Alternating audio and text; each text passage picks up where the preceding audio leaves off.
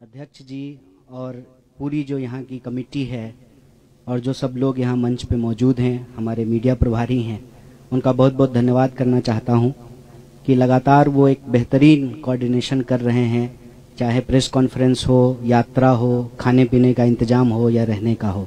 तो आप सबका बहुत बहुत धन्यवाद। और आज के इस प्रेस कॉन्फ्रेंस में हम मुख्य रूप से एक मुद्दे पे चर्चा करेंगे और इस मुद्दे पे हम लोग लगातार बात कर रहे हैं, लेकिन मुझे लगता है कि जितनी बातचीत हम लोगों ने की है उससे ज्यादा बीजेपी ने इस यात्रा के ऊपर हमले किए हैं। तो बार बार उन हमलों को लेकर के जवाब देना और उनके हमलों में सच्चाई क्या है और झूठ क्या है, इसका स्पष्टीकरण करना जरूरी है। तो आज के प्रेस कॉन्फ्रेंस का मुख्य जो सवाल है, जो मुख्य मुद्दा है, वो है भारत जोड़ो यात्रा के ऊपर आरएसएस बीजेपी के द्वारा किया जाने वाला हमला। अब हम यहाँ पे एक शब्द इस्तेमाल कर रहे हैं, आरएसएस और बीजेपी। ये शब्द हम इसलिए इस्तेमाल कर रहे हैं कि पिछले कुछ दिनों में हमने ये महसूस किया है कि एक बात भुलाने की, भटकाने की कोशिश की जा रही है। अक्सर आजकल चाय की दुकान पे, बसों में, ट्रेनों में, व्हाट्सएप ग्रुप पे एक चर्चा शुरू हुई है कि जब आरएसएस के लोग राहुल जी के ऊपर हमला नहीं कर रहे हैं तो राहुल जी बार बार आरएसएस का नाम क्यों ले रहे हैं। गुड़ का गाछ तो आरएसएस ही है ना। ऐसा तो हो नहीं सकता है कि आप गुड़ खाएं और गुलगुल्ले से परहेज करें। ये जो भ्रम की स्थिति पैदा की गई है, इसमें कुछ भी सच्चाई नहीं है। आरएसएस और बीजेपी में कोई फर्क नहीं है। बीजेपी जो हमला कर रही है वो हमले आरएसएस ही करवा रही है और इसको हम लोग अलग अलग तरीके से नहीं देखते हैं। हालांकि इस बात का जयराम जी ने भी स्वागत किया, हमारे पार्टी के तमाम वरिष्ठ नेताओं ने स्वागत किया कि राम मंदिर के पुजारी ने भारत जोड़ो यात्रा का स्वागत किया। तो इसका हम लोगों ने स्वागत किया कि बहुत अच्छी बात है। और हमने कहा कि जो लोग आना चाहते हैं, भारत जोड़ो यात्रा का दरवाजा सबके लिए खुला हुआ है। हमारे मन में किसी के प्रति कोई नफरत नहीं है, द्वेष नहीं है।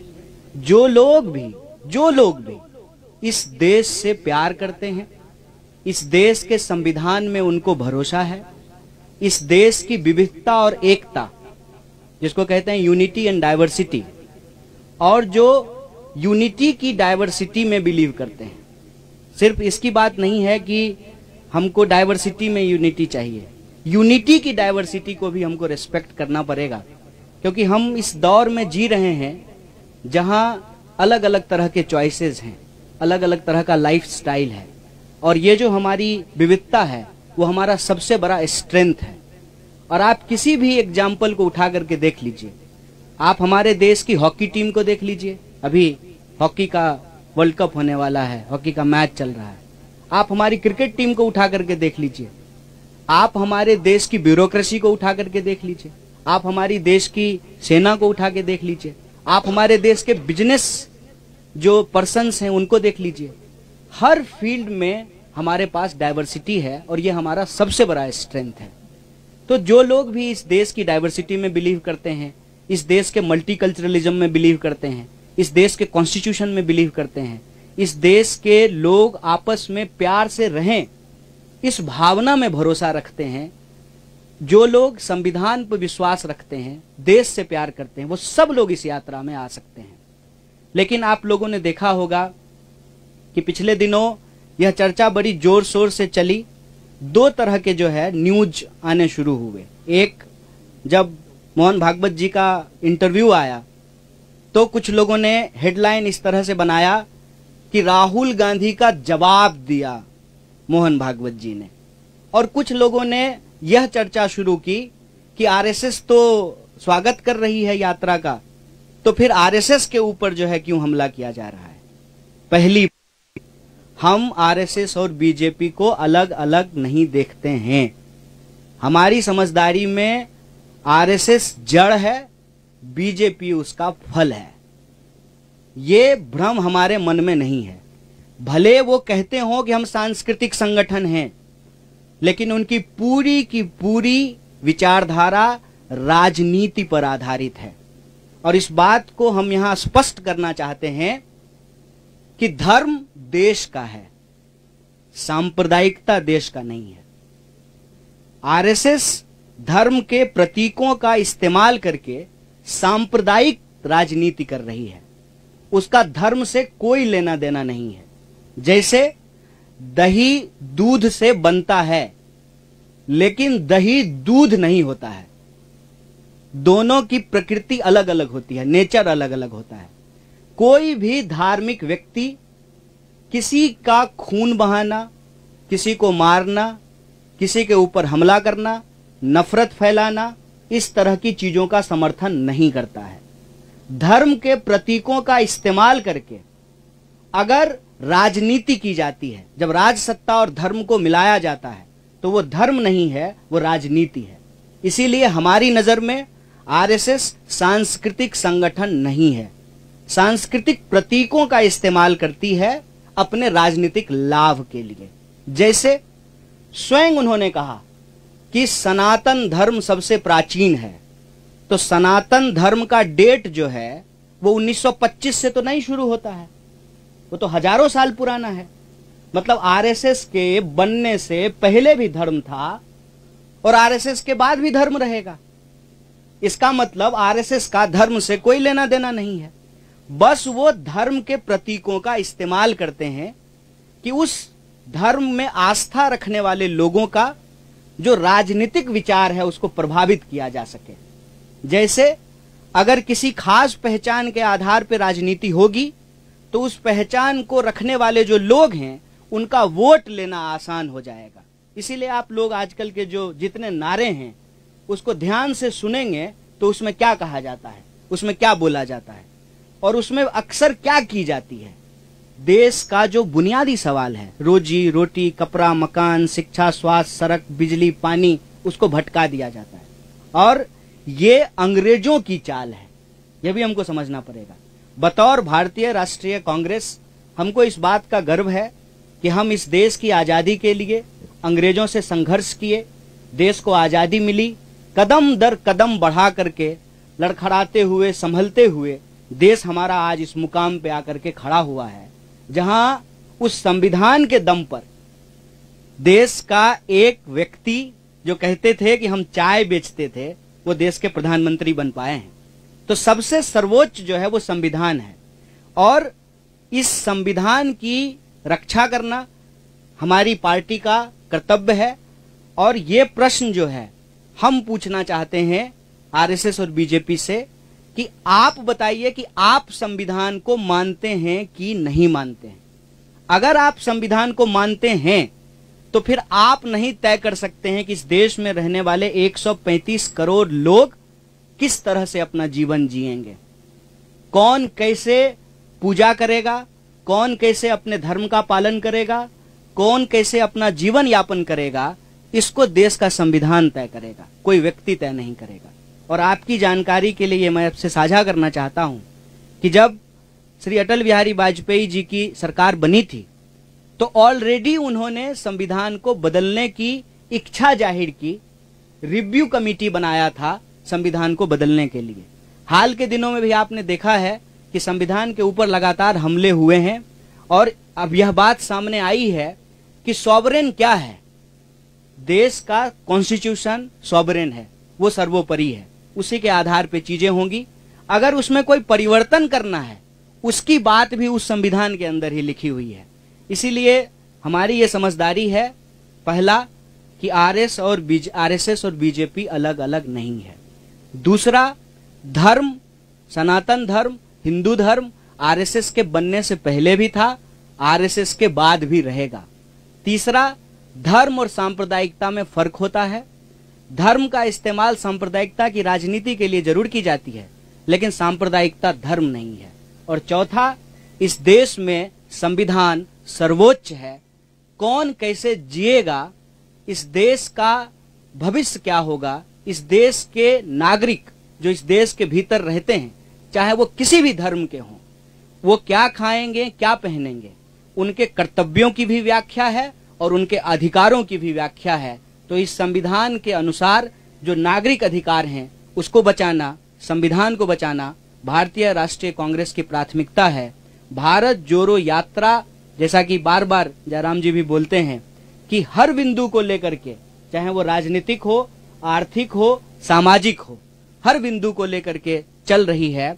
इसके अंदर यह बात निहित है कि हम यह सारे जो काम कर रहे हैं वो संविधान के दायरे में कर रहे हैं और हमारी विचारधारा इस देश का संविधान है। और इस देश की संविधान के प्रस्तावना में जो बात लिखी हुई है, हम भारत के लोग भारत को एक प्रभुत्व संपन्न, समाजवादी, धर्मनिरपेक्ष, लोकतांत्रिक गणराज्य, गणराज्य का मतलब होता है कि नागरिक सबसे प्रमुख होते हैं और नागरिक अधिकारों को रक्षा करना हमारा सबसे प्रमुख जो है दायित्व है, जिम्मेवारी है। उस पे अगर कोई भी अटैक या हमला होता है तो हम इस बात को लेकर के कोई कंफ्यूजन में नहीं है कि बीजेपी अलग है, आरएसएस अलग है। अगर बीजेपी और आरएसएस अलग अलग है तो आप मुझे बताएं कि इस बात को प्रचारित क्यों किया जाता था जब प्रधानमंत्री शपथ ले रहे थे कि इन्होंने 42 साल आरएसएस की सेवा की है, ये जो है स्वयं सेवक रहे हैं। तो हमारे दिमाग में ऐसा कोई भ्रम नहीं है।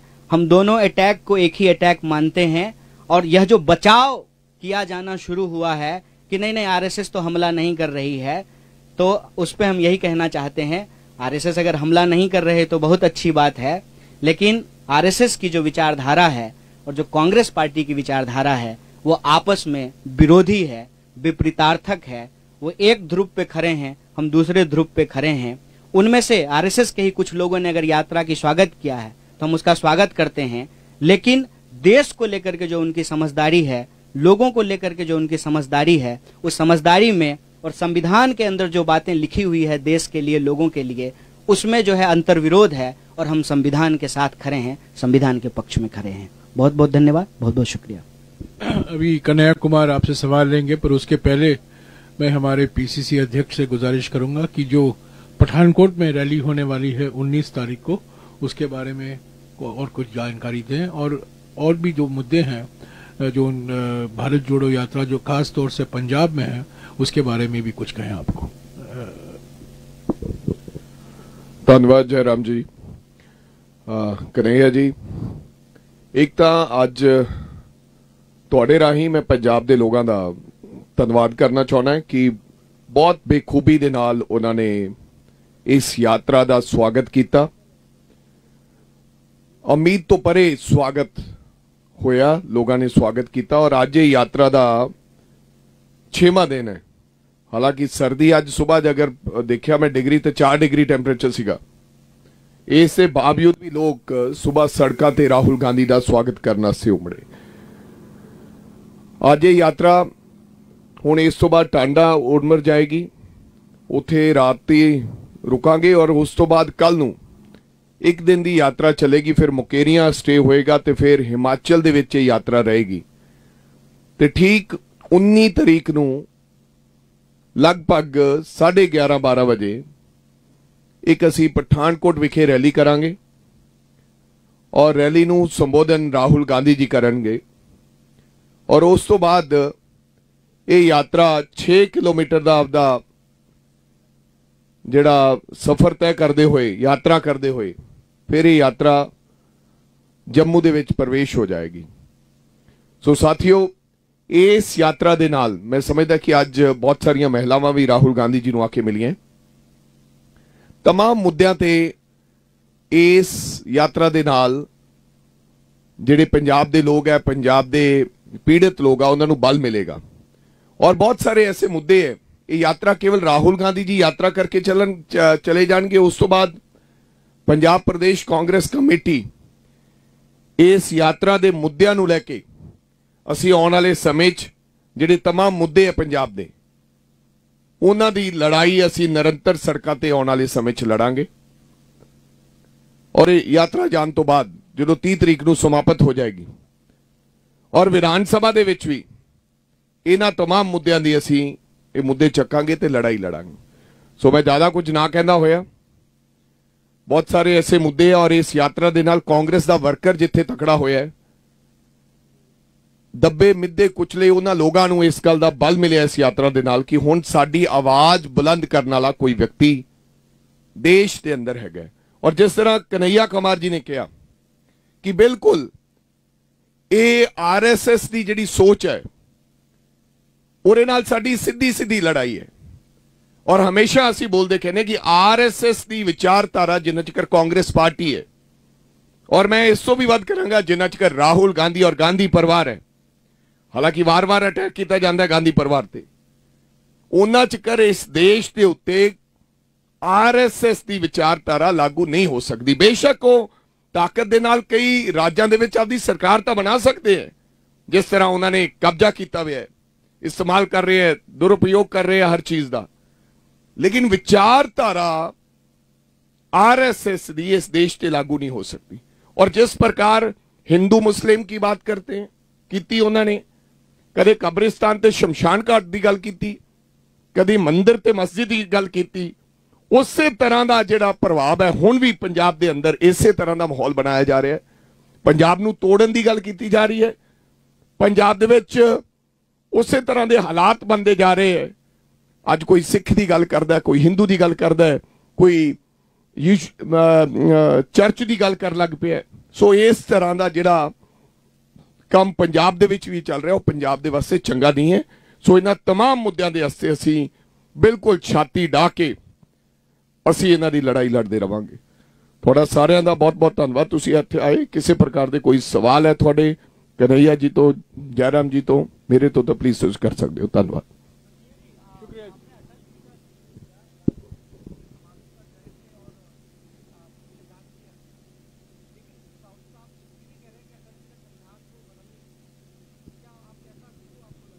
नहीं, ये मैंने आपको हिस्टोरिकल फैक्ट बताया है कि रिव्यू कमेटी बनाई गई थी जब वो प्रधानमंत्री बने थे।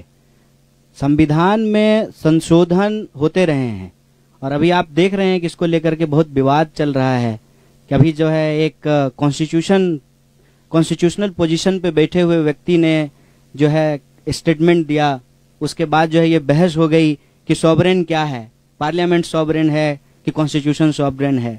तो अल्टीमेटली तो पार्लियामेंट कैसे फंक्शन करेगी ये बात भी तो कॉन्स्टिट्यूशन में लिखा हुआ है। तो कॉन्स्टिट्यूशन तो सबसे ऊपर है। संविधान में भी अगर आपको कोई रिव्यू करना है, उसमें कोई संशोधन करना है, और संविधान के कई संशोधन हुए हैं, उसकी बात भी तो संविधान में ही लिखी हुई है। तो हमारा पॉइंट ये है कि जब ये कहा जाता है किसी संगठन के प्रमुख के द्वारा कि कोई इस देश में कैसे रहे, डरे कि ना डरे, तो प्रश्न ये खड़ा होता है कि वो व्यक्ति खुद किसको मानते हैं, वो व्यक्ति खुद संविधान को मानते हैं कि नहीं मानते हैं। अगर मोहन भागवत जी संविधान को मानते हैं तो फिर उनको कोई बात अलग से कहने की जरूरत तो नहीं है। संविधान में हम कैसे रहें, एक नागरिक के क्या अधिकार हैं और क्या कर्तव्य हैं, यह साफ साफ लिखा हुआ है। हमारे संविधान में ये लिखा हुआ है ना कि इस देश का नागरिक होने के चलते आप अपनी धार्मिक मान्यता और विश्वास को मानने के लिए स्वतंत्र हैं, तो साफ साफ लिखा हुआ है। तो अलग से ये बात कहने की जरूरत क्यों पड़ रही है। अब प्रश्न उठता है कि संविधान मानते हैं कि नहीं मानते हैं। अगर नहीं मानते हैं तो फिर उनकी सरकार जो है बीजेपी की, उसको इमीडिएटली बाहर हो जाना चाहिए, क्योंकि वो सरकार तो संविधान के तहत बनी है, चुनाव के तहत बनी है, लोगों ने वोट दे करके बनाया है, और कसम भी तो संविधान का ही खाए होंगे ना। सारे एमपी, सारे मिनिस्टर, सारे चीफ मिनिस्टर, प्राइम मिनिस्टर, कसम तो संविधान का ही खाया है ना। अगर नहीं मानते हैं तो फिर संविधान का कसम क्यों खा रहे हैं। तो ये अंतर विरोधी बात है, हम ये कह रहे हैं। और ये अंतर विरोधी बात क्यों बोली जाती है, उसके दो कारण हैं, समझना जरूरी है।